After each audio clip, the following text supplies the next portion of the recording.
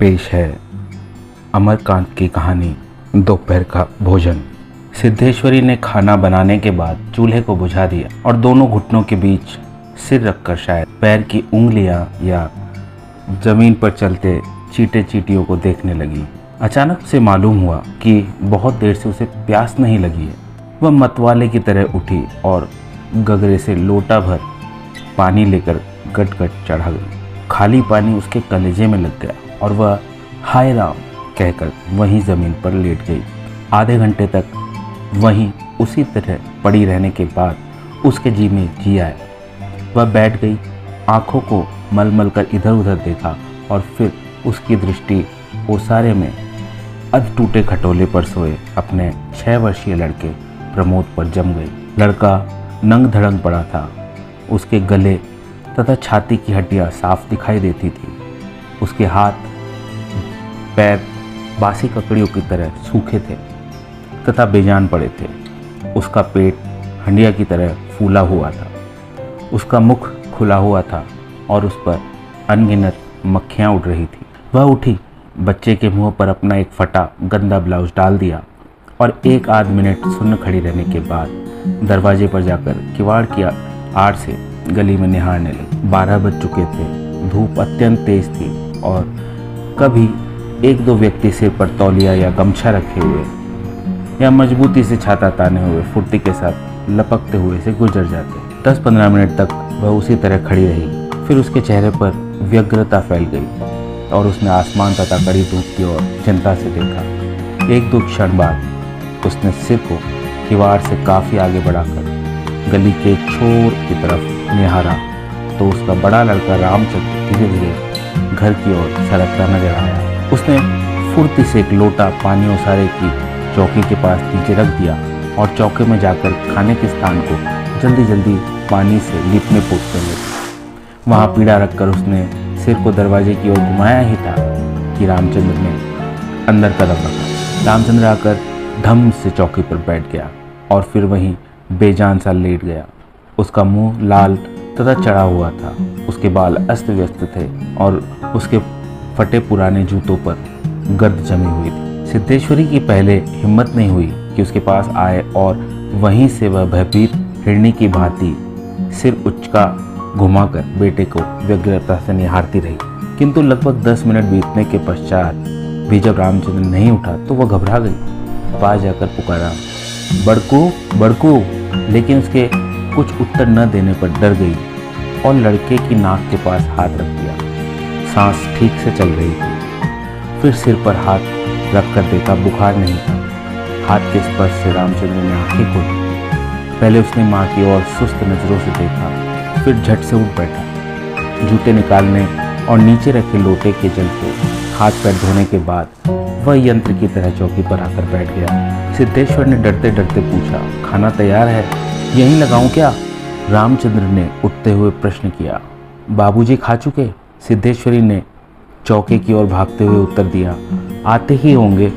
रामचंद्र पीठे पर बैठ गया। उसकी उम्र लगभग 21 वर्ष की थी। लंबा, दुबला पतला, गोरा रंग, बड़ी बड़ी आंखें तथा होंठों पर झुर्रियां। वह एक स्थानीय दैनिक समाचार पत्र के दफ्तर में अपनी तबीयत से प्रूफ रीडर का काम सीखता था। पिछले साल ही उसने इंटर पास किया था। सिद्धेश्वरी ने खाने की थाली सामने लाकर रख दी और पास ही बैठकर पंखा करने लगी। रामचंद्र ने खाने की ओर दार्शनिक की भांति देखा। कुल 2 रोटियां, भर कटोरा पनियाई दाल और चने की तली तरकारी। रामचंद्र ने रोटी के प्रथम टुकड़े को निगलते हुए पूछा, मोहन कहाँ है?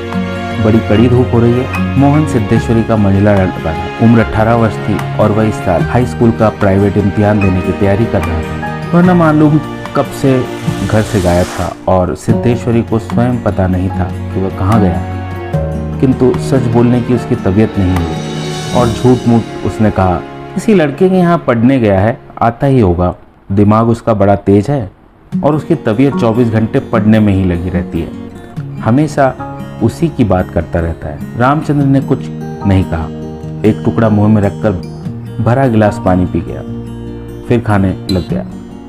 वह काफी छोटे छोटे टुकड़े तोड़कर उन्हें धीरे धीरे चबा रहा था। सिद्धेश्वर भय तथा आतंक से अपने बेटे की एकटक निहार रही थी। कुछ क्षण बीतने के बाद डरते डरते उसने पूछा, वहाँ कुछ हुआ क्या? रामचंद्र ने अपनी बड़ी बड़ी भावहीन आंखों से अपनी माँ को देखा, फिर नीचा सिर करके कुछ रुखाई से बोला, समय आने पर सब ठीक हो जाएगा। सिद्धेश्वरी चुप रही। धूप और तेज हो रही थी। छोटे आंगन के ऊपर आसमान में बादल में एक तो टुकड़े पाल की नावों की तरह तैर रहे थे। बाहर की गली से गुजरते हुए एक खड़खड़िया इक्के की आवाज आ रही और खटोले पर सोए बालक की सांस का खरखर शब्द सुनाई दे रहा। रामचंद्र ने अचानक चुप्पी को भंग करते हुए, प्रमोद खा चुका? सिद्धेश्वरी ने प्रमोद की ओर देखते हुए उदास स्वर में उत्तर दिया, हाँ खा चुका। रोया तो नहीं था? सिद्धेश्वरी फिर झूठ बोल गई, आज तो सचमुच नहीं रोया। वह बड़ा ही होशियार हो गया, कहता था बड़का भैया के यहाँ जाऊंगा। ऐसा लड़का। पर वह आगे कुछ बोल न सकी, जैसे उसके गले में कुछ अटक गया। कल प्रमोद ने रेवड़ी खाने की जिद पकड़ ली थी और उसके लिए 1.5 घंटे तक रोने के बाद सोया था। रामचंद्र ने कुछ आश्चर्य के साथ अपनी माँ की ओर देखा और फिर सिर नीचा करके कुछ तेजी से खाने लगा। थाली में जब रोटी का केवल एक टुकड़ा शेष रह गया तो सिद्धेश्वरी ने उठने का उपक्रम करते हुए प्रश्न किया, एक रोटी और लाती हूँ?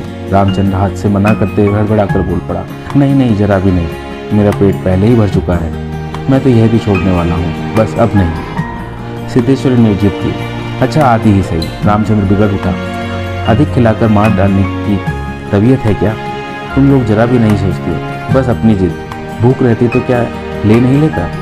सिद्धेश्वरी जहाँ की तहाँ बैठी ही रह गई। रामचंद्र ने थाली में बचे टुकड़े से हाथ खींच लिया और लोटे की ओर देखते हुए कहा, पानी लाओ।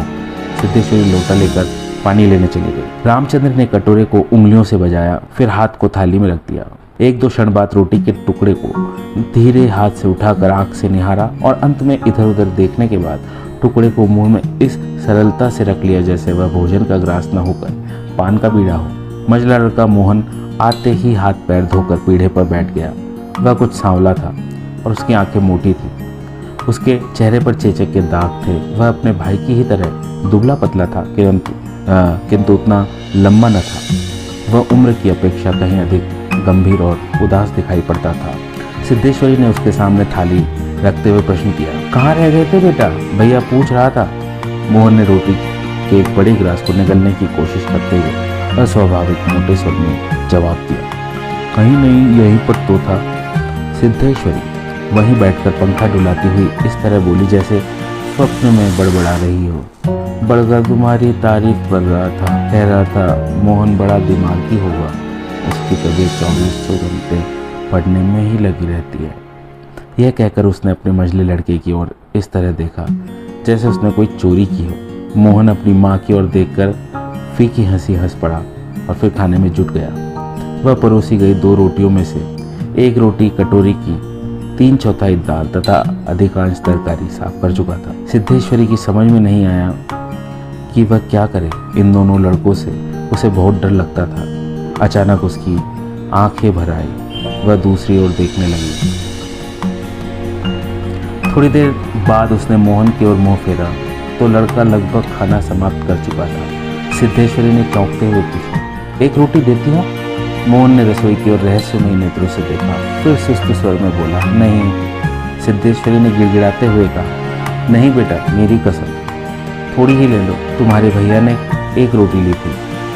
मोहन ने अपनी माँ को गौर से देखा, फिर धीरे धीरे इस तरह उत्तर दिया जैसे कोई शिक्षक अपने शिष्य को समझाता है, नहीं रे, बस अव्वल तो अब भूख नहीं, फिर रोटियां तूने ऐसी बनाई है कि खाई नहीं जाती, न मालूम कैसी लग रही हैं। खैर अगर तू चाहती ही है तो एक कटोरे में थोड़ी दाल दे दे, दाल बड़ी अच्छी बनी है। सिद्धेश्वरी से कुछ कहते न बना और उसने कटोरे को दाल से भर दिया। मोहन कटोरे को मुंह लगाकर बड़ा सुड़ पी रहा था कि मुंशी चंद्रिका प्रसाद जूतों को खसखस घसीटते हुए आए और राम राम का नाम लेकर चौकी पर बैठ गए। सिद्धेश्वरी ने माथे पर साड़ी को कुछ नीचे खिसकाया और मोहन दाल को एक सांस में पीकर तथा पानी के लोटे को हाथ में लेकर तेजी से बाहर चला गया। 2 रोटियां, कटोरा भर दाल, चने की तली तरकारी। मुंशी चंद्रिका प्रसाद पीढ़े पर पालथी मारकर बैठे रोटी के एक एक ग्रास को इस तरह चुल्भा चबा रहे थे जैसे बूढ़ी गाय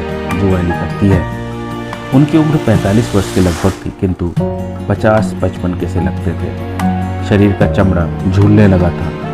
गंजी खोपड़ी आईने की भांति चमक रही थी। गंदी धोती के ऊपर अपेक्षाकृत कुछ साफ बनियान तार तार लटक रही थी। मुंशी जी ने कटोरे को हाथ में लेकर दाल को थोड़ा सुड़कते हुए पूछा, बड़का दिखाई नहीं दे रहा? सिद्धेश्वरी की समझ में नहीं आ रहा था कि उसके दिल में क्या हो गया है, जैसे कुछ काट रहा हो। पंखे को जरा और जोर से घुमाती हुई बोली, अभी अभी खाकर काम पर गया है, कह रहा था कुछ दिनों में नौकरी लग जाएगी। हमेशा बाबूजी बाबूजी किए रहता है। बोला बाबूजी देवता के समान है। मुंशी जी के चेहरे पर कुछ चमक आ गई। शर्माते हुए पूछा, मैं क्या कहता था बाबूजी देवता के समान है? बड़ा पागल है। सिद्धेश्वरी पर जैसे नशा चढ़ गया था। उन्माद की रोगिणी की भांति बड़बड़ाने लगी। पागल नहीं है, बड़ा होशियार है। उस जमाने का कोई महात्मा है, मोहन तो उसकी बड़ी इज्जत करता है। आज कह रहा था कि भैया की शहर में बड़ी इज्जत होती है, पढ़ने लिखने वालों में बड़ा आदर होता है, और बड़का तो छोटे भाइयों पर जान देता है। दुनिया में वह सब कुछ सह सकता है, पर यह नहीं देख सकता कि उसके प्रमोद को कुछ हो जाए। मुंशी जी दाल लगे हाथ को चाट रहे थे। उन्होंने सामने की ताक को देखा और हंसकर कहा, बड़का का दिमाग तो खैर काफ़ी तेज है, वैसे लड़कपन में नटखट भी था, हमेशा खेलकूद में लगा रहता था। लेकिन यह बात भी थी कि जो सबक मैं उसे याद करने को देता था उसे बिल्कुल बर्राक रखता था। असल तो यह कि तीनों लड़के काफ़ी होशियार हैं। प्रमोद को कम समझती हो? यह कहकर वह अचानक जोर से हंस पड़े। मुंशी जी 1.5 रोटी खा चुकने के बाद एक गिलास से युद्ध कर रहे थे। कठिनाई होने पर एक गिलास पानी चढ़ा गया, फिर खरखर खांसने लगे, फिर चुप्पी छा गई। दूर से किसी आटे की चक्की की पुक पुक आवाज़ सुनाई दे रही थी और पास की नीम के पेड़ पर बैठा कोई पंडुक लगातार बोल रहा था। सिद्धेश्वर की समझ में नहीं आ रहा था कि क्या कहे। वह चाहती थी कि सभी चीज़ें ठीक से पूछ ले, सभी चीज़ें ठीक से जान ले और दुनिया की हर चीज़ पर पहले की तरह धड़ल्ले से बात करे, पर उसकी हिम्मत नहीं होती थी। उसके दिल में जाने कैसा भय समाया हुआ था। अब मुंशी जी इस तरह चुपचाप दुबके हुए खा रहे थे जैसे पिछले 2 दिनों से मौन व्रत धारण कर रखा हो और उसको कहीं जाकर आज शाम को तोड़ने वाले हो। सिद्धेश्वरी से जैसे रहा नहीं गया। बोली, मालूम होता है अब बारिश नहीं होगी। मुंशी जी ने एक क्षण के लिए इधर उधर देखा, फिर निर्विकार स्वर में लाए दी, मक्खियाँ बहुत हो गई है। सिद्धेश्वरी ने उत्सुकता प्रकट की, फूफा जी बीमार है, कोई समाचार नहीं आया? मुंशी जी ने चने के दानों की ओर इस दिलचस्पी से दृष्टिपात किया जैसे उनसे बातचीत करने वाले।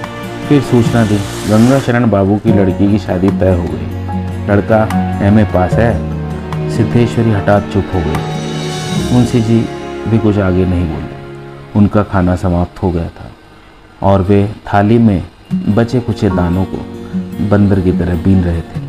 सिद्धेश्वरी ने पूछा, बड़का की कसम एक रोटी देती हूँ, अभी बहुत सी है। मुंशी जी ने पत्नी की ओर अपराधी के समान तथा रसोई की ओर कनखी से देखा। तत्पश्चात किसी छठे उस्ताद की भांति बोले, रोटी रहने दो, पेट काफी भर चुका है। अन्न और नमकीन चीजों से तबीयत ऊब भी गई है। तुमने व्यर्थ में कसम धरा दी।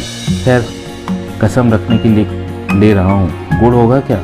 सिद्धेश्वरी ने बताया कि हंडिया में थोड़ा सा गुड़ है। मुंशी जी ने उत्साह के साथ कहा, तो थोड़े गुड़ का ठंडा रस बनाओ, पीऊँगा, तुम्हारी कसम भी रह जाएगी, जायका भी बदल जाएगा, साथ ही साथ हाजमा भी दुरुस्त होगा। हाँ, रोटी खाते खाते नाक में दम आ गया, यह कहकर वे ठाका मारकर हंस पड़े। मुंशी जी के निपटने के पश्चात सिद्धेश्वरी उनकी झूठी थाली लेकर चौके की जमीन पर बैठ गई। बटलोई की दाल को कटोरे में उड़ेल दिया, पर वह पूरा भरा नहीं। छिपुली में थोड़ी सी चने की तरकारी बची थी, उसे पास खींच लिया। रोटियों की थाली को भी उसने पास खींच लिया। उसमें केवल एक रोटी बची थी, मोटी भद्दी, और उस जली रोटी को वह झूठी थाली में रखने जा रही थी कि अचानक उसका ध्यान उसारे में सोए प्रमोद की ओर आकर्षित हो गया। उसने लड़के को कुछ देर एकटक देखा, फिर रोटी को 2 बराबर टुकड़ों में विभाजित कर दिया। एक टुकड़े को तो अलग रख दिया और दूसरे टुकड़े को अपनी झूठी थाली में रख दिया। तदुपरांत एक लोटा पानी लेकर खाने बैठ गई। उसने पहला गिलास मुंह में रखा और तब न मालूम कहाँ से उसकी आंखों से टप टप आंसू बहने लगे। सारा घर मक्खियों से भन भन कर रहा था। आंगन की अलगनी पर एक गंदी साड़ी टंगी थी जिसमें पैबंद लगे हुए। दोनों बड़े लड़कों का कहीं पता नहीं था। बाहर की कोठरी में मुंशी जी औंधे मुंह होकर निश्चिंता के साथ सो रहे थे।